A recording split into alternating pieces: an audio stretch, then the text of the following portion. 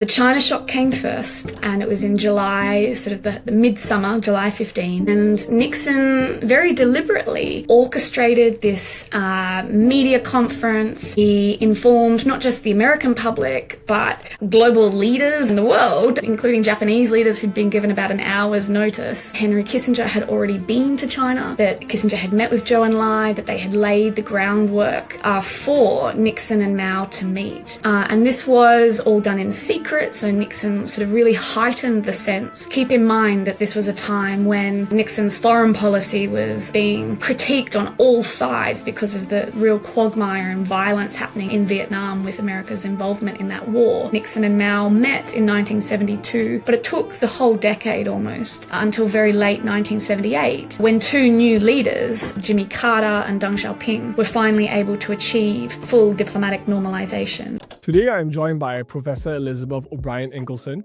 She is a historian teaching at LSE's International History Department. I managed to read her book Made in China, When US-China Interests Converged to Transform Global Trade. This book traces the history of diplomacy and economic relations between US and China prior to 1978. In this book, she details how the interests of the Chinese state and US businesses converge to reframe the Chinese market from a market of huge domestic consumption potential into a market teeming of millions and millions of workers. In this process, the world's largest communist state also became a biggest contributor to global capitalism. I hope you enjoy this conversation as much as I did.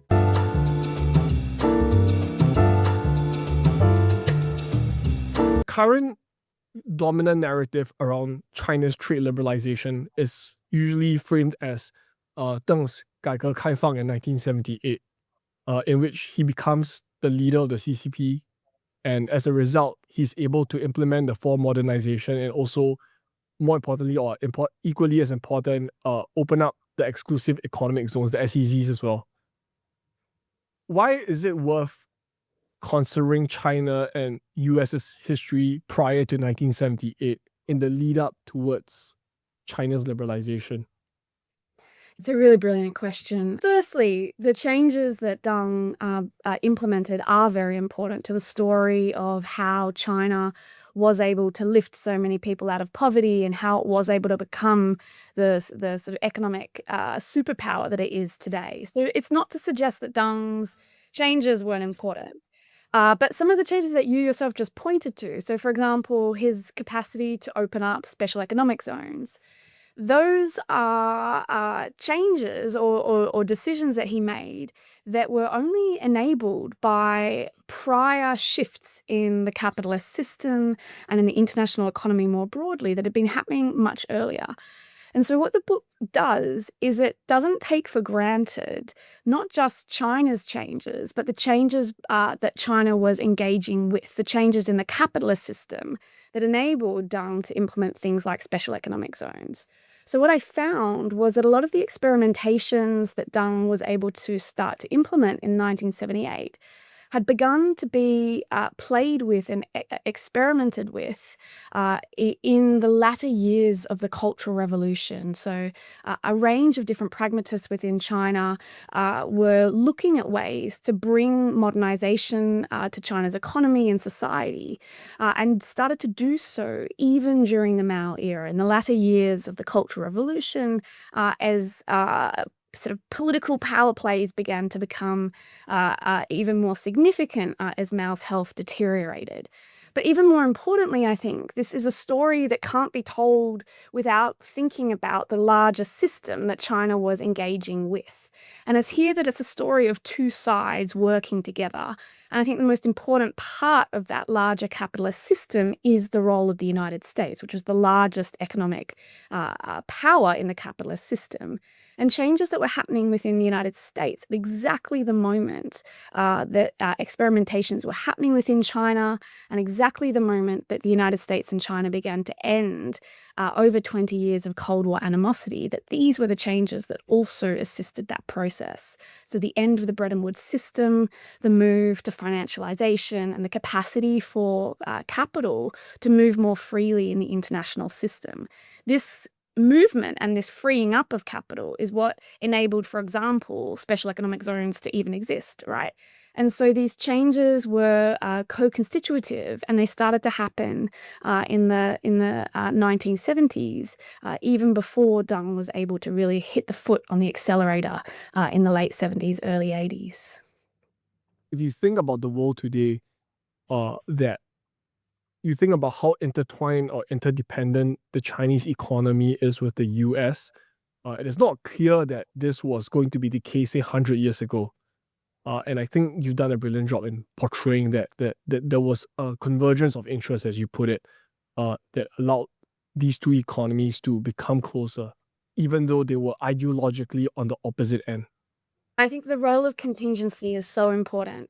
And I think it's the role of the historian more broadly to turn what we might assume in our current context to be natural or to be taken for granted, to turn those things into problems and to say there's nothing natural about the ways that we operate today in societies, that the world we live in is always a product of decisions and paths taken and not taken. And one of the things that I think got me started on this project in the first place was wanting to question rather than take as an assumed norm, wanting to question why things all over the world, from cups to shirts to iPhones, why they all have "Made in China" on them, written on them, why this production has come into being, and so taking that rather than as something that's natural or inevitable, but taking that as a problem is really the role of the historian to really dig through and show the decisions and the contingencies and the roles of politics and power in leading to outcomes that we might be familiar with today. That's making the familiar unfamiliar, I suppose. Is what shows these contingencies. And I think once we see those contingencies, we're able to apply them also to our current world, because we can see the ways that nothing is inevitable. If we understand that, then we can also see that there's real potential for change in our current world as well, that the paths and the choices that are made in the contemporary era also will lead to both intended but also unintended consequences. And so there's a real, I think, politics to understanding or thinking historically as well. I think that is what a famous historian in Singapore remarked to me. He said that is essentially having a sense of history, to realize how contingent things are. Maybe bring us back to the early 1970s. More specifically, when we first hear of the Nixon shocks, in which you detail in the first chapter of your book. There were two shocks. One was essentially the end of the Bretton Woods system, and the second was the beginning of the ping pong diplomacy, or the end of the US-China Cold War. Some might put it that way. And you made a remark, or you made a comment, which is that a lot of the people back then saw them as shocks mainly in its style but not substance. And the long-term implications of these two policies were not clearly understood at that point in time. So maybe let's try to unpack this a bit. What were the immediate reactions to the Nixon shock? What was the kind of mainstream discourse around it that got people terming or coining the term as a shock? Yeah, this is a really, really excellent question, Keith. I mean, one of the things is that both were as the sort of name suggests, they were both shocks. The China shock came first, and it was in July, sort of the midsummer, July 15. And Nixon very deliberately orchestrated this media conference. He informed not just the American public, but global leaders and the world, including Japanese leaders who'd been given about an hour's notice. So it was a shock to them as well, where he said that his national security advisor, Henry Kissinger, had already been to China, that Kissinger had met with Zhou Enlai, that they had laid the groundwork for Nixon and Mao to meet. And this was all done in secret, so Nixon sort of really heightened the sense of historicity, but also the high stakes at what was underpinning it. And so it was a shock, but it was also an orchestrated shock. It was something that Nixon and Kissinger, for that matter, wanted to be construed as historic and unexpected and leading to a real sense of momentum. Keep in mind that this was a time when Nixon's foreign policy was being, critiqued on all sides because of the real quagmire and violence happening in Vietnam with America's involvement in that war. So there was a real imperative to have to shift the conversation and to have a sense of foreign policy success in this particular case, in the case of relations with China. So it was very much received as a shock. And what I do in the book is pair it with a month later, to the day, August 15, Nixon announces an end to the Bretton Woods dollar gold convertibility system. And the two were connected at the time, as you pull out, because of the style, right? Both were shocks. So the ending of the Bretton Woods system was intended to be temporary. It was intended to help shore up the American economy at a time of extraordinarily high prices, like grocery prices and food prices and all the rest of it, as well as really sort of stagnating wages. It was a time of real crisis in the American domestic economy that Nixon hoped might again shock the system back into a more stable footing. It was also a period when Nixon, and this will sound familiar in 2025, imposed 90-day tariffs on goods coming into the United States as well, which is partly why some people compare Donald Trump and his current tariffs to Nixon. So Nixon imposed these changes in August, again intended to be a real shock to the economic system. But I think the point that was missed at the time, and it's not even to suggest that old people should have seen it necessarily, but more to point out the ways that unintended consequences operate in all kinds of political societies, is that the ending of isolation with China, the very start of sort of reopening economic and political ties with China, that first shock, came in conjunction with the changes to the way in which the international economic system was starting to operate, the end of dollar gold convertibility, which led to the movement of floating exchange rates and the freeing up of capital, making it easier for capital to move. Those two things worked in tandem to assist a lot of the larger structural changes in how manufacturing ultimately ended up operating within the international system. The movement towards offshore manufacturing was already happening. It was happening in certain parts of East Asia, for that matter, in the 1950s and particularly the 1960s. But it's with opening up, China opening itself up to the international economic capitalist order and the shift towards floating exchange rates that work together to really accelerate that prior shift towards offshore manufacturing. And they really worked together from the 70s onwards in really hitting that pedal to the metal, if you will. By ending the Bretton Woods system, the capital mobility allowed more MNCs to really entrench their operations overseas, especially with regards to manufacturing.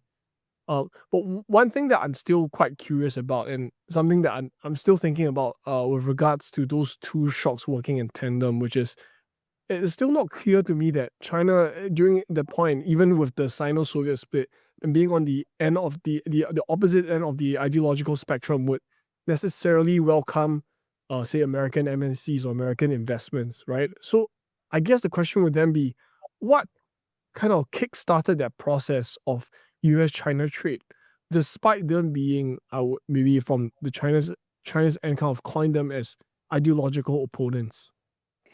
This was not a time when MNCs were setting up shop in China. There was no real possibility even of that. This was a time instead of really slow, careful, but also uneven experimentations on the part of China. And what was happening was an attempt to shift China towards an economic model or development model that would become export oriented. So selling exports in order to fund the importing of technology, fertilizer plants, big textile plants, etc.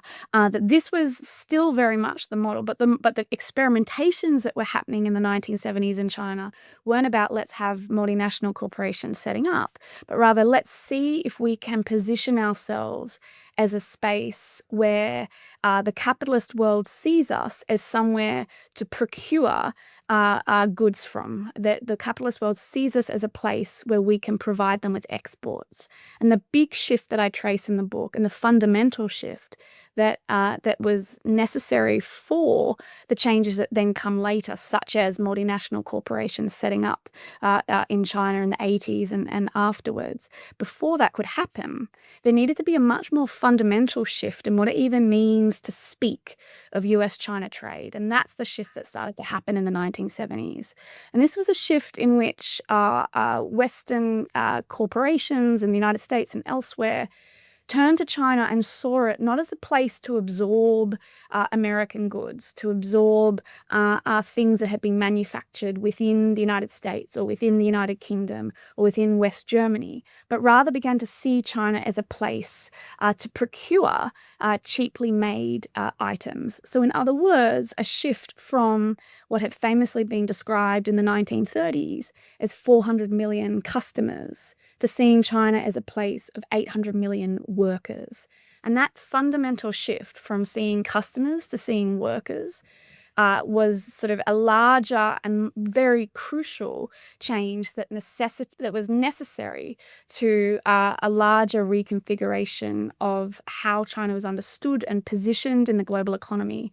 And it's from there, from seeing a place of labor, seeing a place of workers, that ultimately paved the way for multinational corporations and other sort of manufacturing spaces to begin to set up shop in China, not just to procure from China, but to set up whole factories there. But in order for that to happen, these larger changes occurred first. Within China, what was the kind of shift in the way it frames itself? So I think you referenced the Mao's three worlds theory, right? Was that a way to kind of facilitate an opening in which it could be seen as being okay or working with capitalist countries, even though it was still outrightly or outwardly labels itself as a communist country? Mao's three worlds theory, which there's been some really, really interesting research on it. It was read to the international sort of community in 1974 by Deng Xiaoping in the United Nations at a very special session in which the Global South were pursuing a vision referred to as the New International Economic Order, or the NIEO. So Deng read Mao's vision out at this special session of the United Nations. And it's most scholarship points out the importance of this vision in shifting China's foreign policy emphasis away from revolution towards one of development, that's centering development as the central node of China's foreign policy ambitions in this period in 1974. So it's been understood as a really significant speech outlining a much larger vision that Mao had been pursuing of moving away from revolution and moving closer to sort of reform and development methods.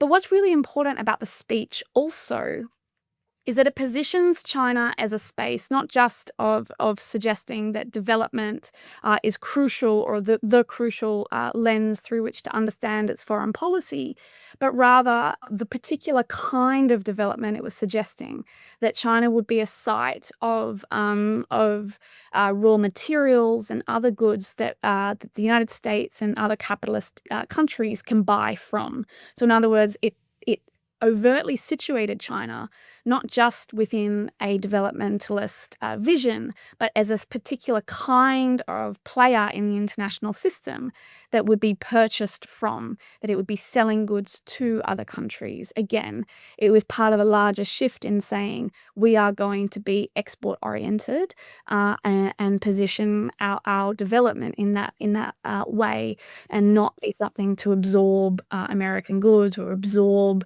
manufactured items from elsewhere.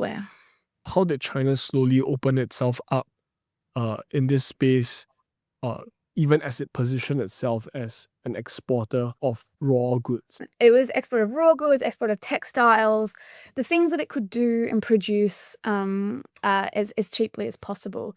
What's so interesting is it did want American technology to a degree. And I should also emphasize, and I try and do this in the book, but I want to sort of emphasize in the conversation too, this was very contingent, right? This was very contested, this vision that I'm outlining on China's part, right? There was a group within the Politburo, so they're labeled pragmatists, who were very much pursuing this line, but there was a very strong group also within the Politburo who were pushing back against this, often labeled radicals. And so that there was a real push and pull in foreign policy, foreign economic policy in this period throughout the 1970s, even after, or particularly after Mao's death in 76. So this was a very contested dynamic. And one way we can see that contestation play out is over US technology. So there was, on the part of pragmatists, an interest in American technology, American satellites, American fertilizer factories, textile manufacturing facilities. There was a real interest in these things, aeroplanes being another one that I look at. But what was particularly important was the way that even though there was an interest in American technology, all of that interest came second to the politics of diplomacy in the era. So this was an era when, yes, Nixon and Mao met in 1972, but it took the whole decade almost until very late 1978 when two new leaders, Jimmy Carter and Deng Xiaoping, were finally able to achieve full diplomatic normalization. So in that interim period between Nixon and Mao and Carter and Deng, the sort of capacity to negotiate was very much limited by the diplomacy of the era and the attempts to reach an agreement on how to normalize relations. And trade and Chinese interest in American technology was the victim of this larger diplomatic tussle. So at times when the diplomacy started to fail, or when the diplomacy wasn't going in the direction that Chinese leaders wanted them to, they pulled back, and they often cancelled purchases. They cancelled orders that had been made, or they chose to import technology from West Germany or elsewhere. And a large part of the reason for that, not the only, but a large part of it, was the politics of the diplomacy era, and a way of saying that we're only going to, in China's side of things, we're only going to increase our economic ties with you and increase our purchases from you as a consequence of improving diplomacy. And when that doesn't work, we're going to pull back on our trade. And so there was a real connection between trade and diplomacy on the Chinese side that saw trade as a reward for good diplomacy, not as something that would come first to ease the way for diplomacy. On the US side, it was the latter vision that was operating. It was this idea that trade would help the larger diplomatic sides of things.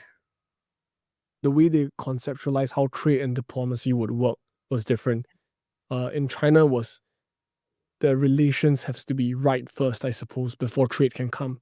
Whereas in the US, if I'm correct in saying this, it's, you trade first and then your relations get better over time. What were kind of the hot button issues of the day that prevented a further progression? But there were also barriers in terms of trade restrictions that were imposed. So on high-tech goods, for example, the United States had real restrictions on certain dual-use products. They didn't want to sort of give high-tech that might be able to be used for military purposes, for example. But to your question, one of the ways in which it was perhaps most hot button was actually the larger trade deficit or the trade balance. That was the most hot button issue in China's understanding of trade, particularly with the United States, but more broadly as well. There was a real concern that as trade was evolving with the United States, there was a deficit that was in the United States' favor. So the United States was selling more or at a higher value to to China than China was selling to the United States. And so for China, what that meant was there was a real desire to balance that out and to really sort of increase the number of things it sold to the United States in order to sort of redress that imbalance. And where that became most possible and where the real push was in textiles. So China began, I suppose, the hot button issue then for Chinese leaders or the pragmatists pushing this agenda was to increase the number of textile goods that they sold to the United States in order to decrease that trade deficit. So every year of the 1970s, in fact, every year since the 1970s, with one exception in I think it's 84, which was an outlier year due to recession, in global recession, but every other year since the 1970s, China's sales to the United States have always increased. So up until today. And so throughout the 1970s, there was this real push to increase the number of through textiles, the number of goods that they sold to the United States. These were still very low numbers, and precisely because they were low numbers, this push on China's side to sell more to the United States was in fact encouraged by US policymakers and US traders because the numbers seemed so low, because, it's still a communist nation. It's still very much in the throes of working out its modernization and development models. So US policymakers and US business leaders encouraged this attempt to sell more textile goods to the United States. Precisely, as I say, also of this earlier vision that I outlined of American policymakers seeing trade as something that would help the diplomacy. So if US policymakers could help China sell a little bit more of its textiles, that might help the diplomacy more broadly. It seems to me that the textile industry in the US and perhaps China are like the canaries in the coal mine. They kind of show us of how things have evolved and perhaps act as a preview of how the relations of both countries, how the relations between the both countries would pan out. One of the things that I found so interesting about sort of working through this story was the role of individuals and the role of small-scale business people in the United States and China that enabled this. So one of the sort of threads of this story are business people within the United States. One person in particular that I look at is a Chinese-American woman, Veronica Yap, who changed careers. She'd been an architect, and soon after she saw that relations between the US and China were softening. She started to sort of think, well, I can start to import goods from China. And the way that she did it, and not just her, but many others, was actually first and foremost by importing pre-made textiles, so goods that were made in China in a factory to those specifications, no changes just because you're an American, or no changes according to your own size or color specifications. So she began to import those kinds of things, but even more importantly, I think, she and others began to import Chinese clothing such as Mao coats and qipao, so things that were overtly Chinese. And this is in the era, I remember, of sort of university radicals wearing Maoist coats, demonstrating their sort of revolutionary credentials. And so these Mao coats were sold as commodities, very overtly Chinese commodities that were part of a larger cultural shift that was going on, and a cultural shift that I chart that was seeing China no longer as a red China threat, that instead goods coming from China were desirable and were part of a larger cultural acceptance of things made in China more broadly. So it begins that way. It begins with overtly Chinese things. It moves to, as I say, buying sort of pre-made textile items and other things. But particularly by the mid-decade, uh, Chinese manufacturers themselves begin to be open and more receptive to accepting patterns and specifications that are outlined by American traders themselves, such as, a sizing that fits more an American market, or set of colors that might work better with an American market. And so you do start to see the ways that the manufacturing process begins to adapt to international needs. It's very stop and start. There are a lot of problems. I trace a lot of those problems. But what's particularly interesting is that even as a lot of the textile importers, and we're talking not just small scale, but also, J.C. Penney, right? That's a huge retailer within the United States. A lot of these corporations were losing money. So they're importing goods from China. They're importing towels, for example, or shoes, or socks or gloves from China. But very often they were losing money, but willing to put in this effort anyway, in the hope that one day China will be able to sort of improve on its manufacturing processes, and in that time, remember its sort of long-standing friends and reward them. So there was a real sense in which the short-term losses might be offset by a long-term sort of relationship and a long-term understanding that this country of so many people and so many potential cheap workers might be able to work in their economic favor. Can you give us a flavor of what were some of the problems in the early days of this feeling out process between both countries? The biggest problem was the lack of political relations, or lack of formal political relations. And the reason for that was the dynamic between the United States and Taiwan. So the thorniest issue throughout this period politically was the US military and political relationship with the government in Taiwan, and what that meant for the PRC. So throughout the decade, this story that I'm tracing is shadowed by this bigger diplomatic dance that was happening between all three polities about how to navigate an era in which China is no longer isolated and no longer diplomatically cut out of the economic and political order, and what that means for Taiwan. And so that was the biggest issue throughout this period. And one of the sort of threads that I trace in this book is the way that political leaders within Taiwan sought to use trade themselves, trade with the United States, to say, our trade with you, the United States, is so much bigger than your trade with China. We are your seventh largest partner. China is it might be a big country, but it doesn't have the manufacturing facilities that we have. And Taiwan leaders started to really use trade themselves in order to position themselves as a much more stable and reliable ally and partner in this period. And so that was a real way in which, again, trade became part of and drawn into the larger diplomatic tussle that was going on at the time.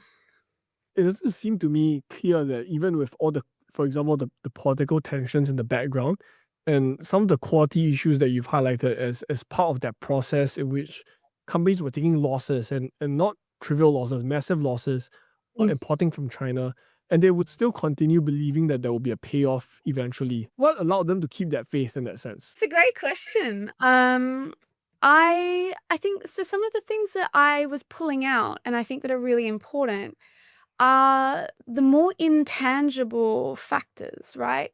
So the role of seeing China as this exotic, exciting space, the trading partner that was very different to what a lot of these individual business people had been engaging with. This very long history on the part of Americans and their relationships with China that sees this entity, sees this political space as having this allure.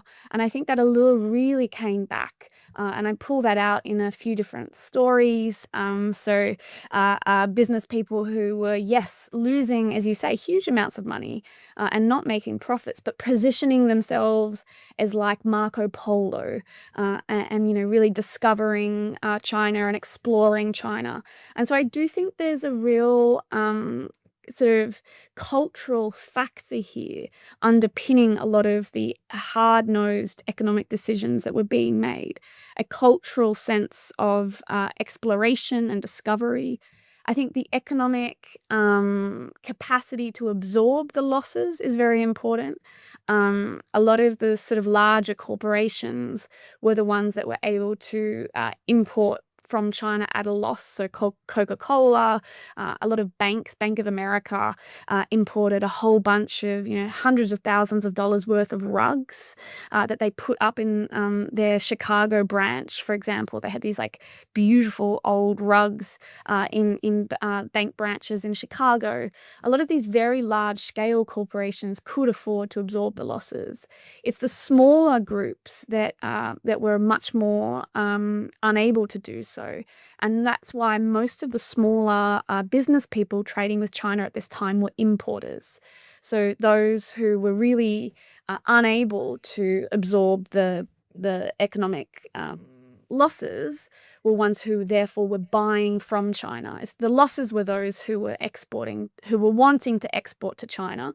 So wanting to sell their goods to China, but instead being told, no, we're not going to buy your things until you've bought from us first. And so that's why you have Coca-Cola and Boeing airplanes even, and a whole range of really big corporations that were buying from China, despite the fact that what they really wanted to do was sell to China. Ford Motors is another example. That was the part that I was really intrigued by, because you're doing it in the heat of the Cultural Revolution. So it's not apparent to me that you don't know whether things will actually pan out for the better right in the moment. So that really requires a huge leap of faith in that sense. It requires a leap of faith, and I think it highlights also the way that I think international trade does operate. It's not just this hard-nosed fiscal considerations. There are a range of interpersonal and cultural factors that underpin the international economy.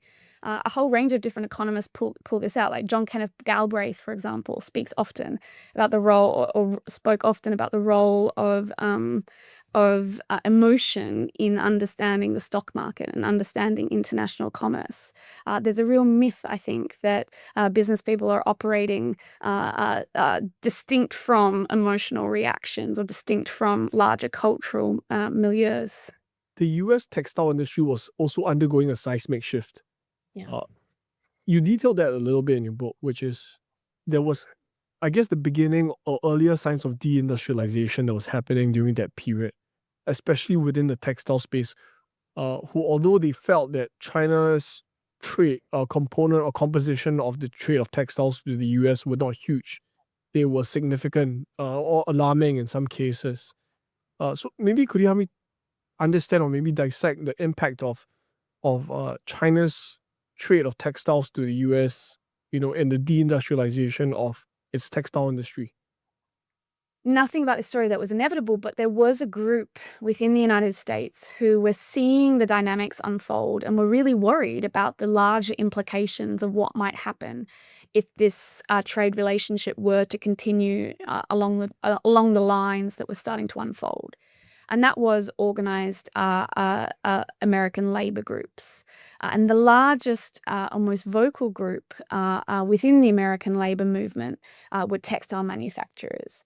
And they saw these cheap Chinese textiles coming into the United States and were particularly worried about what that would mean for their own industry at a time, as you say, when they themselves were under extraordinary pressures from a range of different factors, including and most particularly increasing imports, not just from China, but from East Asia and globally, but particularly East Asia at this time, more broadly. So the textile industry was undergoing a lot of pressures already, and it saw China's entrance into the market as a real potential to, again, accelerate this process that was already putting so much pressure on them.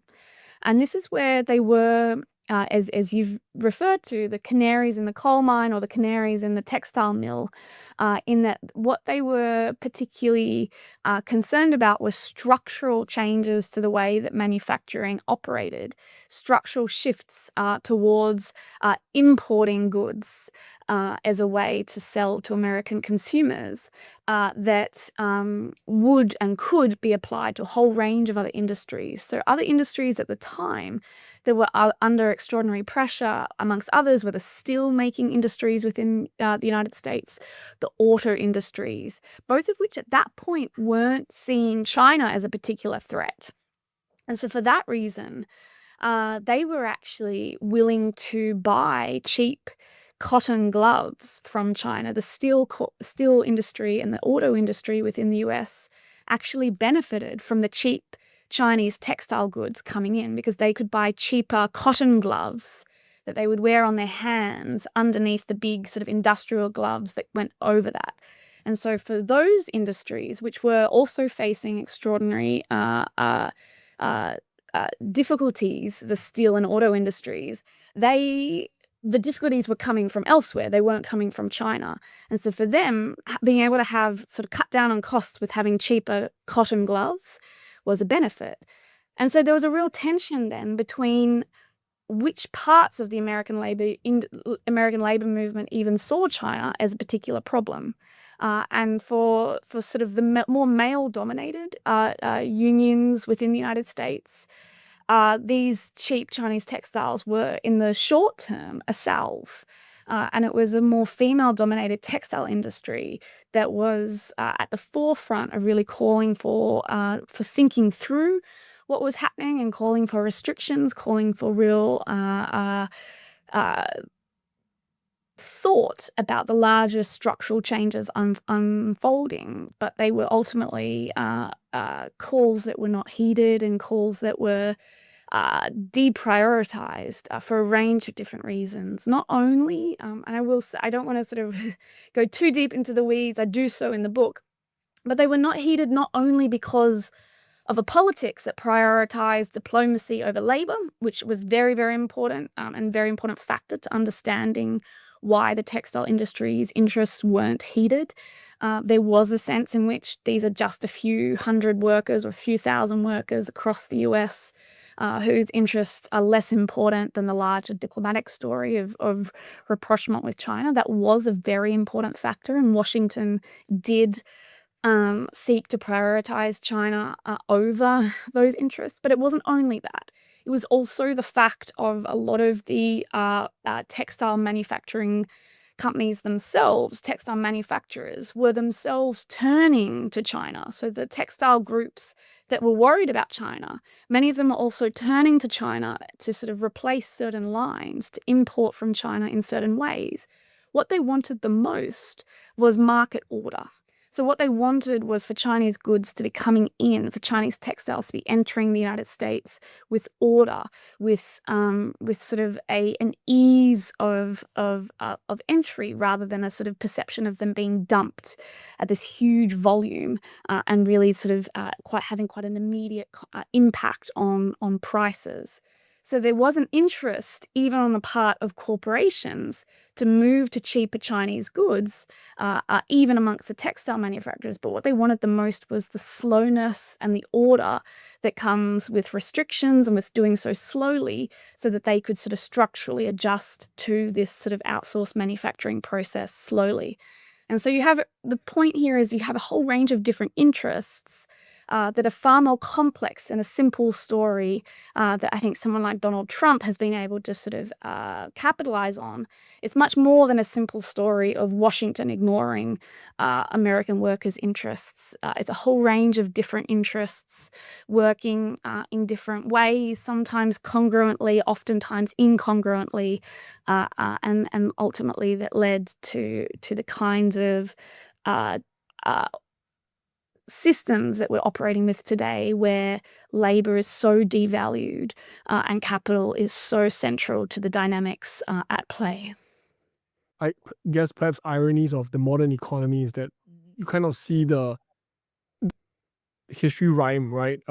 When the textile industry was being disrupted in the US by the scale of Chinese imports, that was kind of ignored. But today we see that, for example, where China is starting to really do something similar, except this time with higher end technologies.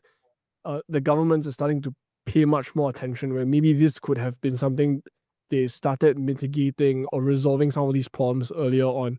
And the point of shock that you pointed out earlier, the sense of market order, I think that was something that was perhaps back then they didn't really, I don't know whether it's a blind spot, but it seemed to me that back then it wasn't an issue, mainly because they thought this was relatively low value add. The contemporary story is really instructive because there are similarities in sort of the ways that China has been able to sort of adapt international technologies to its own benefits. So the creation of DeepSeek and other AI sort of developments, but also the ways that it's been able, far more than it was then, to set the terms of international trade and international political economy as well. I think often I think a really sort of instructive example is TikTok and the ways that China has been able to set the sort of cultural norms and cultural terms with its technology there in a way that isn't even overtly Chinese. TikTok, we know, is a Chinese corporation, but it's now just such an important part of Gen Z's world that it's sort of just accepted as part of sort of a larger cultural milieu. And I think that is very, very significant because it shows a power that is not just associated specifically with China, but rather an international cultural appeal that, yes, it disseminates from Chinese product, but it goes much broader than that. If I could go back to a point that you made earlier, which was that there was a kind of devaluing of labor that was taking place during that period. And it wasn't just in the fact that they prioritized improving relations with China, but also in the sense of the kind of specific legislation they've implemented that kind of, I guess, weaken the bargaining power of labor unions. Like, could you elaborate a little bit more about how even as they open up to China, the corporate interests sometimes might not look out for labor interests within the US? One piece of legislation that I look at in particular is the Trade Act of 1974.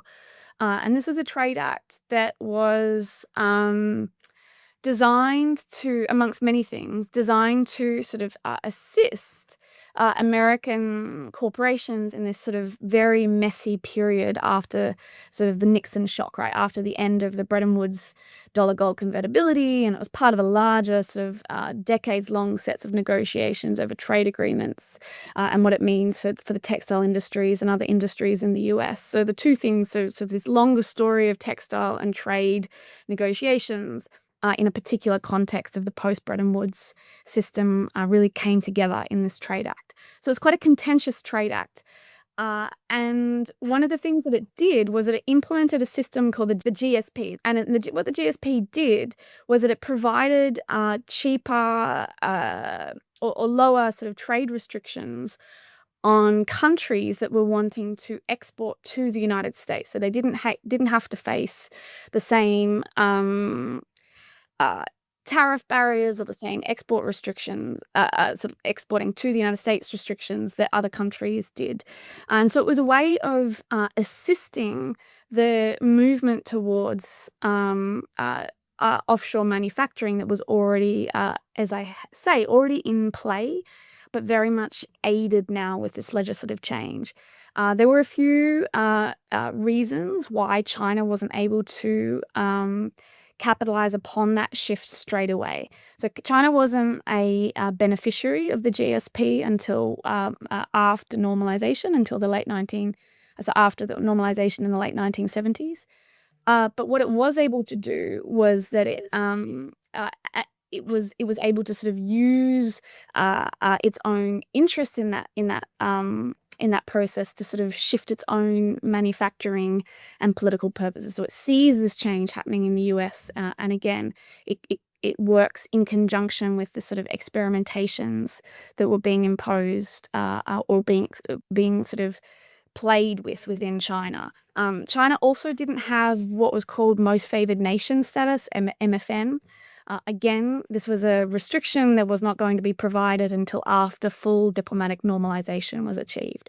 So again, China faced much higher tariffs and export barriers than other countries, which in some ways was one of the reasons why American workers and American labor groups were so particularly worried, was that China was already able to have in certain industries, so in corduroy industries, right, or velveteen industries, very 1970s fabrics.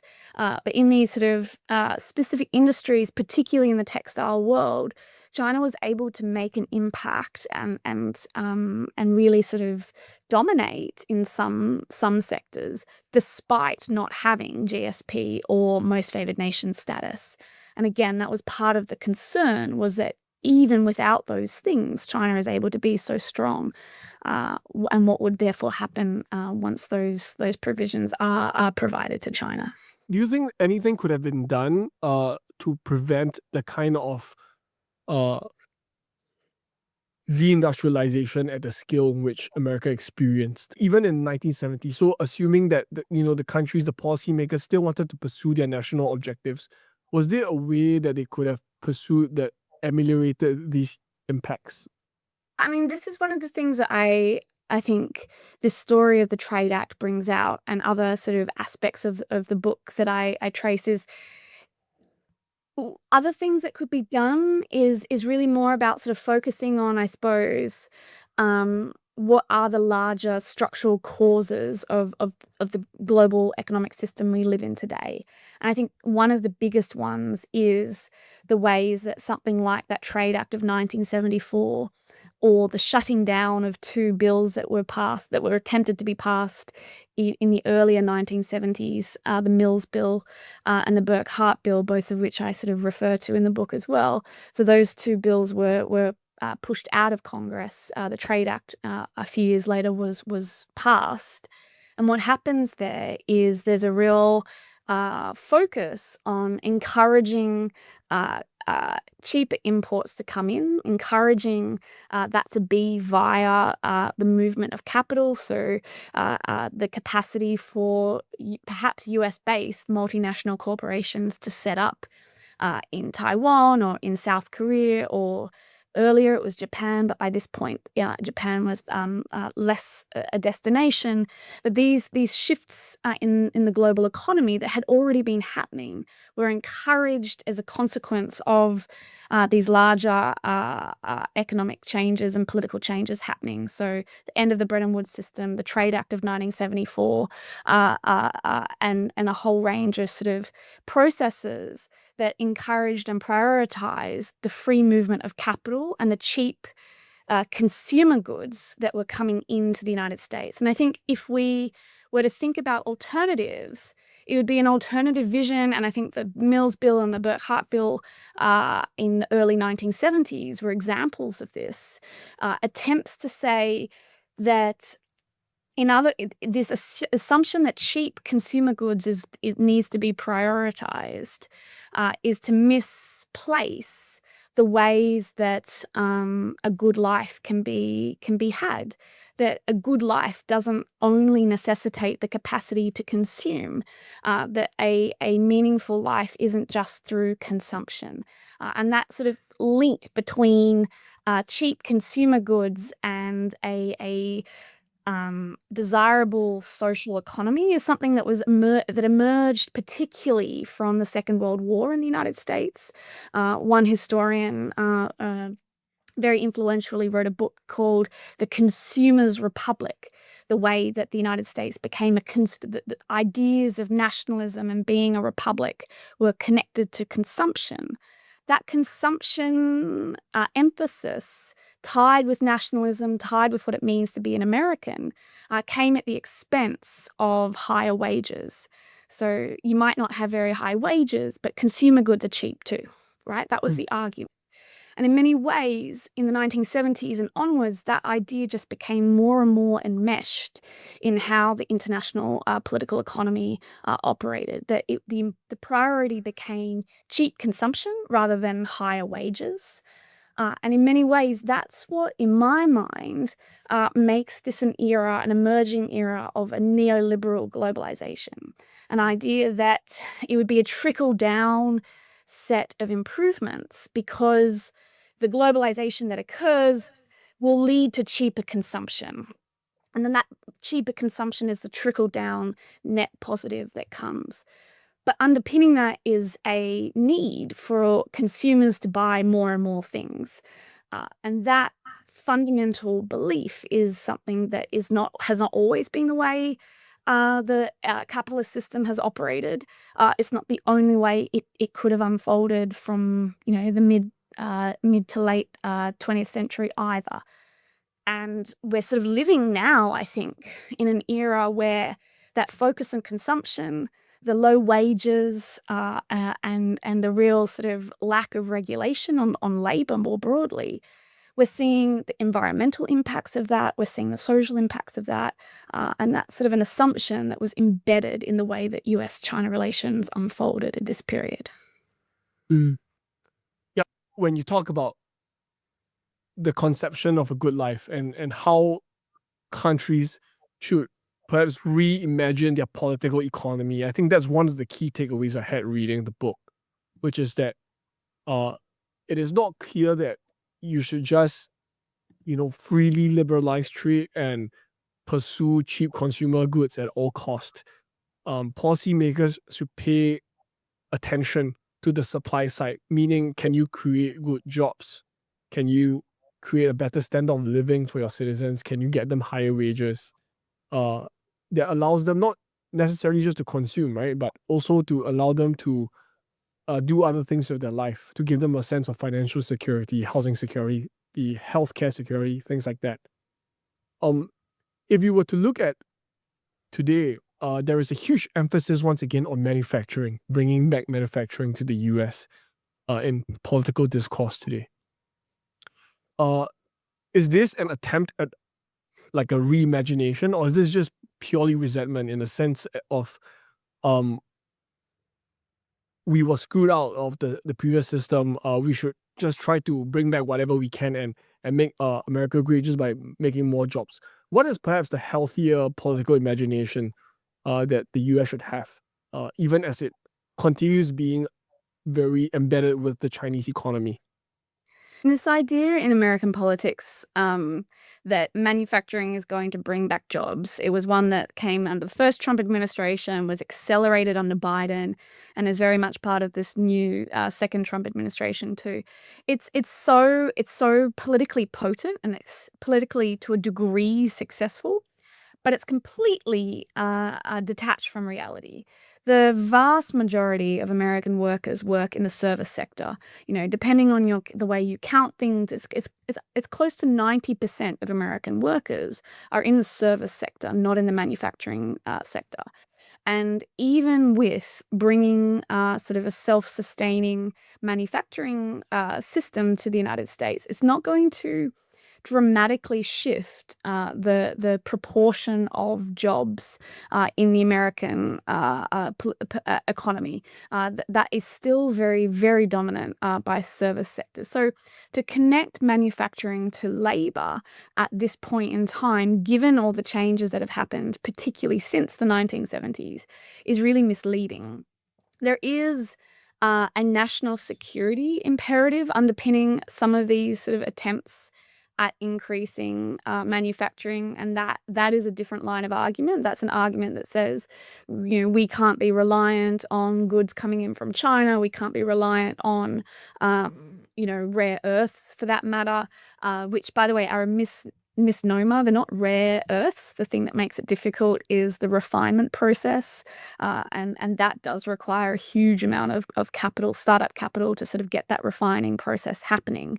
And that's what China has. And because China's been investing in rare earths since the late 1970s, the refinement of it.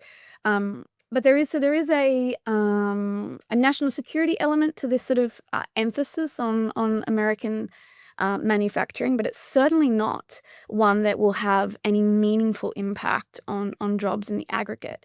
If Donald Trump or even previously Joe Biden had been really wanting to improve the lives of working Americans, their focus should be and hasn't been, but should be on those in the service sector, providing universal health care, providing them with sort of the very basic provisions that are needed. It's not connecting it to manufacturing is, as I say, it's got that political power. And I think part of that is to do with the ongoing potency of mid-20th century politics, even today, even in a very different world that we live in today.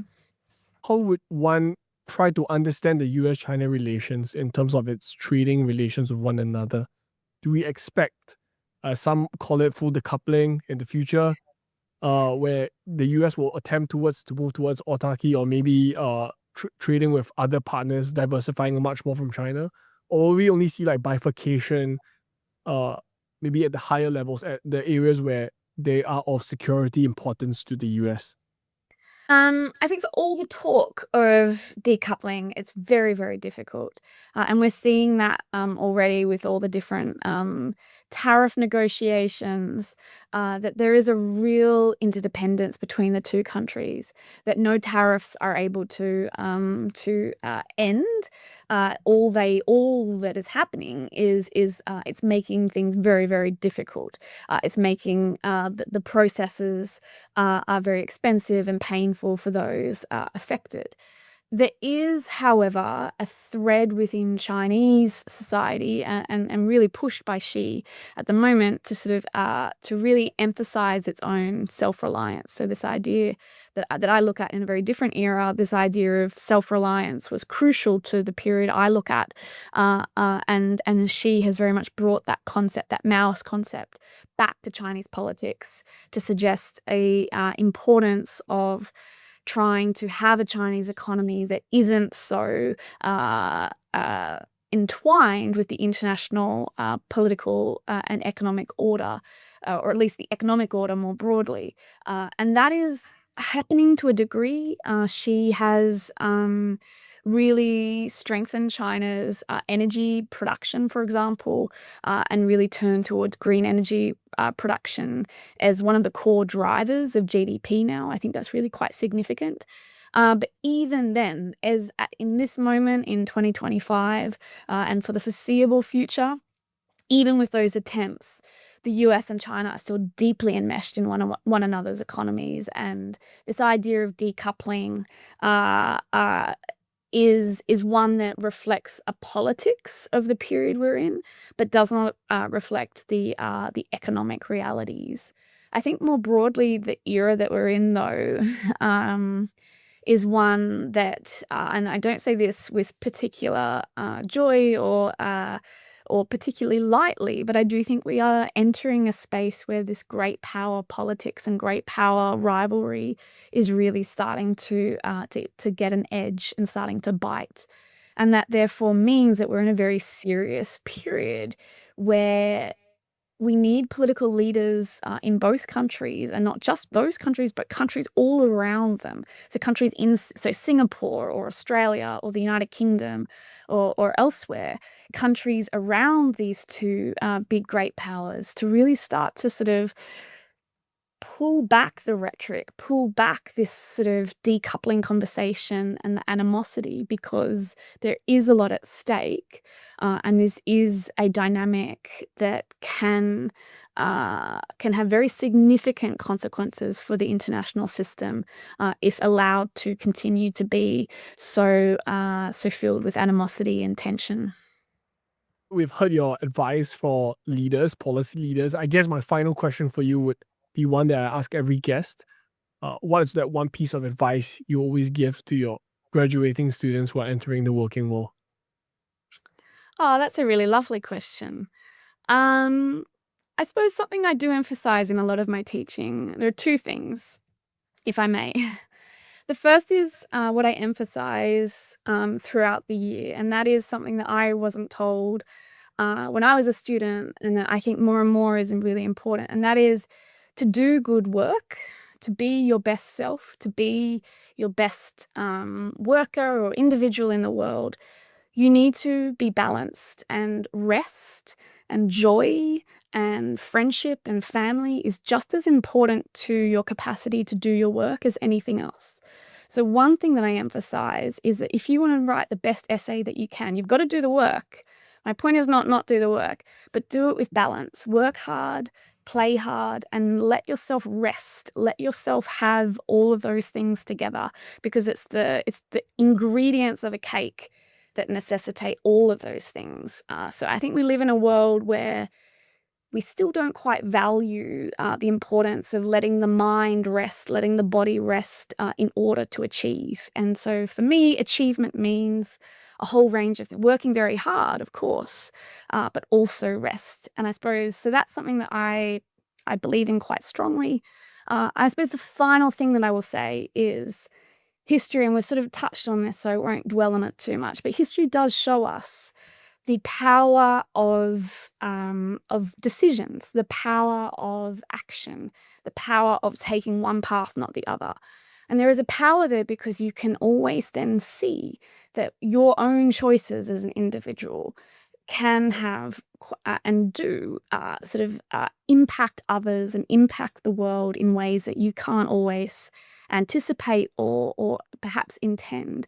And so to hold on to that idea and to remember that you yourself are an agent of change comes with it a real responsibility, and to take that responsibility seriously, that you yourself are empowered and therefore need to make sure that you hold on to that contingency, if you will, and wield it to the best of your own abilities. With that sage advice, thank you, Prof, for writing the book and for having this conversation with me. It's a real pleasure. Thank you for the conversation. I really, really appreciated it. Thank you for listening to today's episode. If you are watching this on YouTube, please consider subscribing and turning on notifications for whenever new episodes are out. If you're on Spotify or Apple, it would help us greatly if you could leave a 5-star review on those platforms. Once again, thank you for tuning in to the Front Row Podcast.